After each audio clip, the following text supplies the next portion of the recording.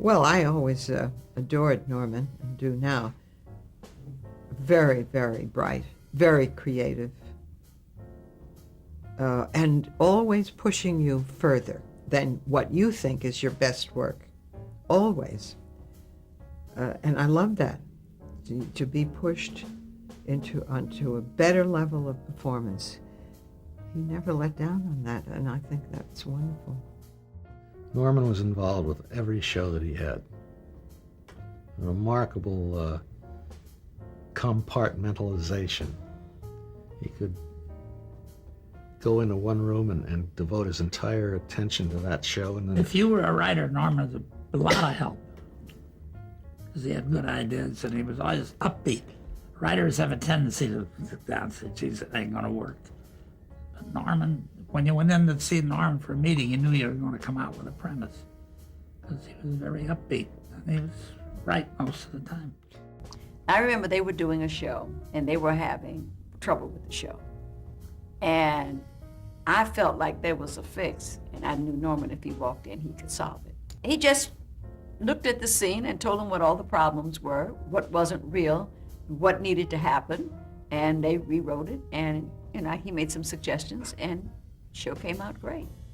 One of the keenest, and it's a great gift. People don't realize what a gift it is. He had a keen nose for an actor's being cast in a specific part.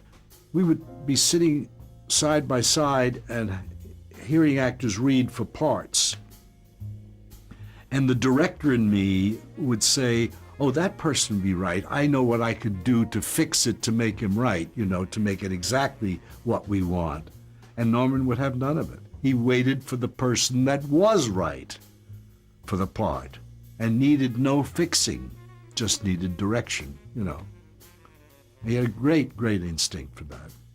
Well, Norman is what I refer to as a koklöffel. It's a Yiddish word. It means stir the pot, a ladle or a spoon that stirs the pot.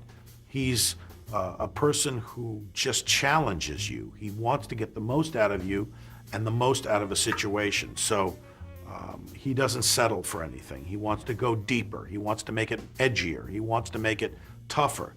So any issue that we were dealing with on All in the Family, he would force us to look into ourselves and what we felt about any particular issue and inject that into the work. He always welcomed people's contributions. And like I say, he stirred the pot and made us all contribute and made things better. It definitely challenged us, constantly challenged us to make things better. The show that we opened with, the pilot had everything but the kitchen sink in there.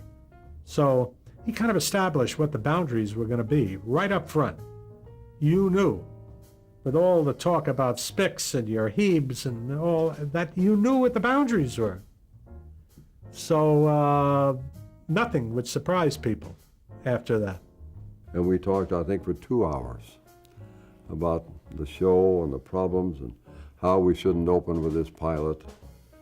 And he's a very persuasive man, and boy, tenacity is his main asset. He wouldn't give up. And I was getting hoarse, and finally I said, Norman, go ahead. I may blow the roof off. We may lose the entire series just by doing this, but go ahead.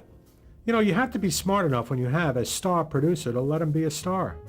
He knew how to do the show better than we did. And I didn't want to get involved in the content. I pushed him. I said, go further.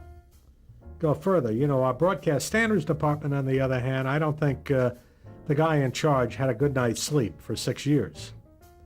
I mean, that thing, he turned gray in a year, having to deal with Norman Lear every week. And then Maude came along, and that was even worse. Because we tackled so many. Nothing had ever been done before. I remember there was a cover of Time magazine.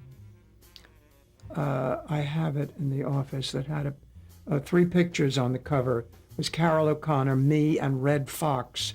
And the title was Breaking Taboos. He wanted to throw the arguments out there, the debate, the conversation out there, let the characters go at each other, and stir a national conversation around those issues. And so his vision was to get people thinking and talking about the issues of the day. And by using those two characters, Archie and Mike, going at each other, it would foster a lot of conversation around the country, which it did. The contributions he's made to television. I mean, for me to be able to sit down with my grandchildren and say, yeah, Pop worked for that man. He changed the face of television. He really did, because prior to Norman Lear, the big emotional conflict was on Ozzie and Harriet. Is Ozzie or is Rick gonna get to take the station wagon or to the prom tonight? Who cares? Who really cares? I didn't. You know, give me something I can relate to. And when he brought All in the Family and Good Times and the Jeffersons and the rest of his wonderful shows to television, he gave America something they could relate to. I don't remember what year it was in the 70s, flying across country at night with, I don't know whether we had 4 or 5 shows working, but I remember looking down for the first time thinking, hey, it's just possible wherever I see a light, I've helped to make somebody laugh. The shows with which I'm connected made somebody laugh. Overwhelming experience and answer to that question. A good percentage of those lights were lights in homes where people were gathered, and something I had done made for laughter in so many of those homes.